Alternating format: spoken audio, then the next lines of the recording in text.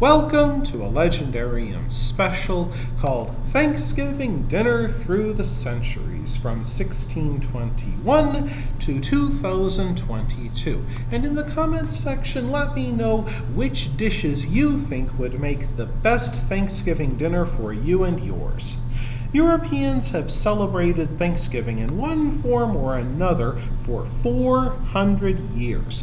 While feasts have been central to the holiday from the beginning, what people ate on that special day has changed much.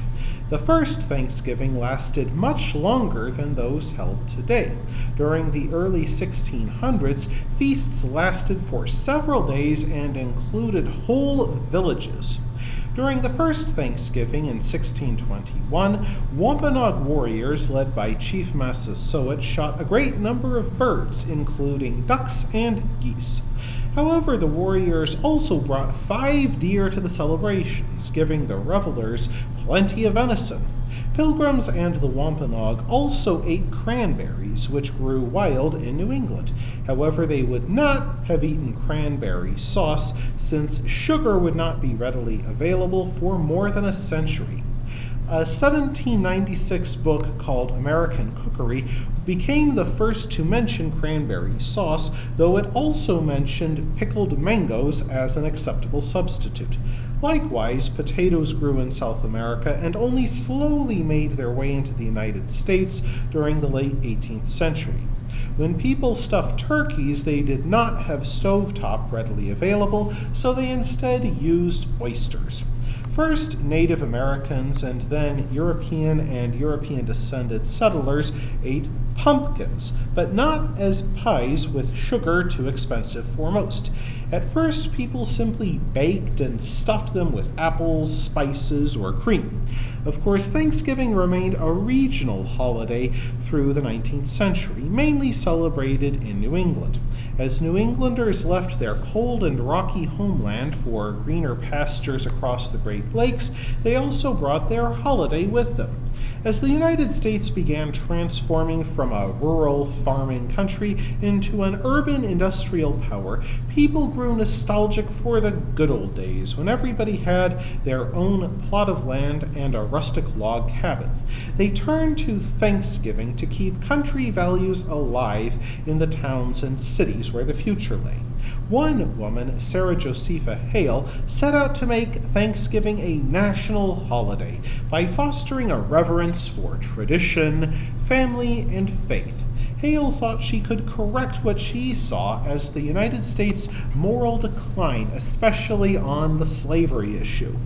The editor of the magazine Goody Lady's book, Hale wrote that a true Thanksgiving dinner must include turkey, duck, goose, beef, mutton, and chicken pie. Indeed, Hale called chicken pie an indispensable part of a true and good Yankee Thanksgiving.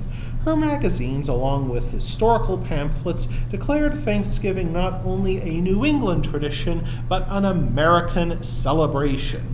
They published new recipes like mashed potatoes, then something of a rarity because they had to be mashed by hand, no easy task. Turkey became more important during this time because people saw it as a quintessentially American bird and thus truly patriotic eating. Hale's campaign finally succeeded after nearly 40 years in 1863 when President Lincoln decreed a nationwide day of Thanksgiving, hoping to foster a sense of unity during the bitter and divisive war. After the U.S. Civil War, life started to become easier for most. More and more people had iron cooking stoves, followed within a generation by gas and electric power. One could start a fire by pushing a button rather than stoking kindling. Modern refrigeration also made it possible to preserve food and condense soups. One casualty of this change became the mincemeat pie, once a Thanksgiving staple. On farm communities, autumn became a time for slaughter, as farmers disposed of non-breeding livestock that they could not afford to feed through the winter. Eating mincemeat pies allowed farmers to eat the parts of the animal that would rot quickly. But with refrigeration making food preservation easier, mince pies stopped being a means to eat meat quickly and instead became filled with spiced fruits and nuts. In the former Confederacy, which slowly embraced Thanksgiving a generation after the Civil War, sweet potatoes became a popular Thanksgiving dish. Yet it would not be until 1917 that people began covering them with roasted marshmallows.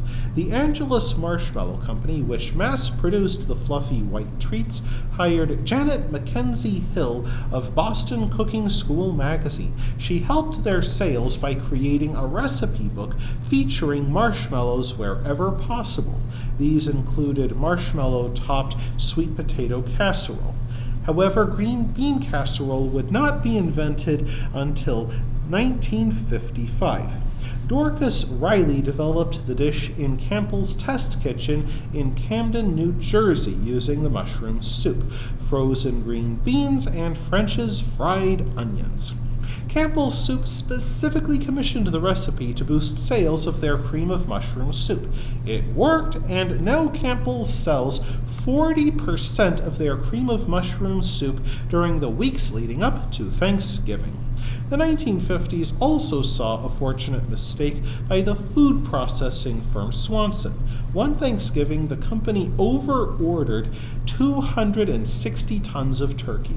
To avoid massive and expensive waste, the company chopped up and froze the turkeys, putting them in individual packages and thus inventing the TV dinner. As American society entered the peak of its wealth and prosperity after World War II, centerpieces became elaborate. They included plenty of greenery, glazed whole fruit, and foil sculptures. Ceramic painted turkey planters became popular both as a centerpiece and a hostess gift. Gel dishes like ambrosia salad and California Waldorf salad, suspended in jello molds complete with edible cranberry candles, became popular. With New England oyster stuffing out of fashion, at least outside New Orleans and the Gulf Coast, people used stovetop stuffing mix in a box, which debuted in 1972. As of 2005, Kraft Foods sells more than 60 million boxes during the month of November. By now we've seen that what is on the Thanksgiving menu has changed through the years, and innovation has not yet stopped. Longtime sports commentator John Madden helped to make the turducken, a chicken stuffed inside a duck and then stuffed inside a turkey, another Thanksgiving staple. On top of that, Starbucks introduced pumpkin spice latte in 2002, and the flavor became a national obsession. It is now featured in lattes, yogurts, donuts, and beer. Modern Americans use the holiday to experiment with new side dishes, and even the nature of the holiday itself. Beginning in the late 2000s, some even experimented with Friendsgiving, in which friends got together over a meal. That wraps things up for this episode of The Legendarium. I hope you enjoyed it. If you did, press like. If you want to see more, press subscribe. And if you've got anything to say, let me know in the comments section. Thanks again for joining me, and I hope that you have a great rest of the day.